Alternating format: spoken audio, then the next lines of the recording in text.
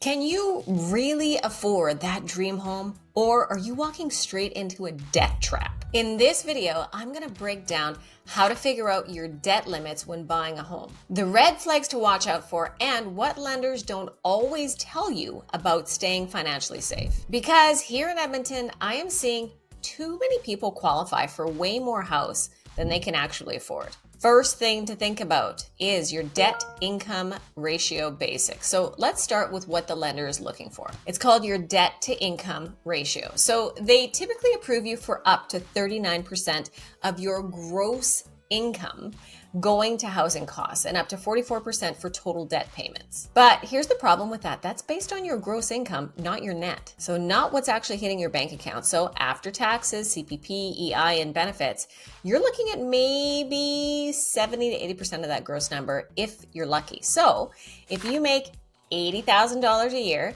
your lender might approve you for a $2,600 a month housing cost. But your take home is probably closer to $4,600. So suddenly that $2,600 doesn't look so comfortable with all of your other expenses accounted for.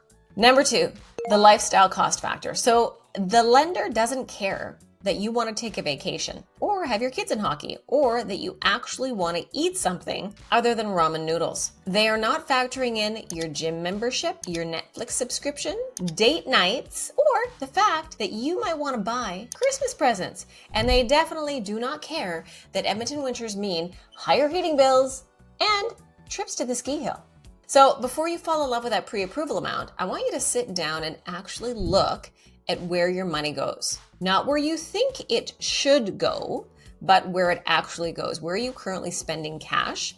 And make sure that once you do the pre-approval and your debt service ratios that give you that amount, you factor all of that into your budget. Third reason why buying a house may not be the best is the hidden costs of homeownership. Here's what nobody ever talks about. Your mortgage payment is just the starting point. So property taxes on top of it. And in Edmonton, they can go anywhere from $2,000 for like a condo to $7,000 or more, depending on the neighborhood, the community that you live in. Home insurance is another $1,000 to $4,000, again, depending on how big the house is. And then there's utilities, and trust me, heating costs have gone through the roof in Edmonton, and winter ain't cheap, friends. Maintenance is one of the biggest that everyone forgets. So you're supposed to, on average, budget 1% to 3% of your home's value per year. So on a $400,000 home, that's about $4,000 to $12,000 annually. So if you need a new furnace, $5,000, roof repair, $8,000 to $15,000. These aren't if expenses, friends. They are when expenses. So you got to make sure that you're prepared for it. 4,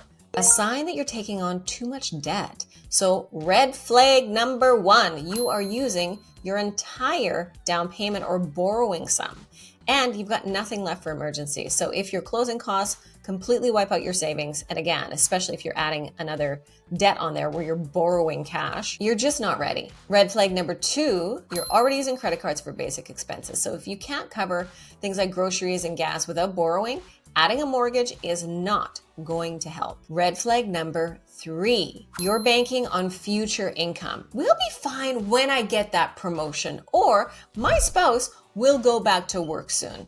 Maybe, but what if they don't? And the biggest red flag that you are house shopping at the top of your pre-approval budget is if you qualify for $500,000, shop below. What if you were to look at $450,000 or $475,000? Give yourself some breathing room. Number 5, let's set a safe budget. Here's a couple ideas. Here's my rule. So your total housing cost should be no more than 25 to 35% of your take-home pay, not your gross. Start with your monthly after-tax income and then subtract all your fixed expenses from there. Things like car payments, insurance, phone, groceries, and everything you actually spend money on. Like actually look at some of the freedom spending account that you have and look at your discretionary spending in the month. So what's left? That's the housing budget. And here is the Edmonton reality check. Factor in those winter heating bills. Like I've said already, if your budget is tight in July, it's going to be way worse in January and February. And build in a buffer for rate increases too. So if you're getting a variable rate or your fixed term is going to be up at some point in time, typically 3 to 5 years, can you handle the payments that are $200 to $300 higher a month?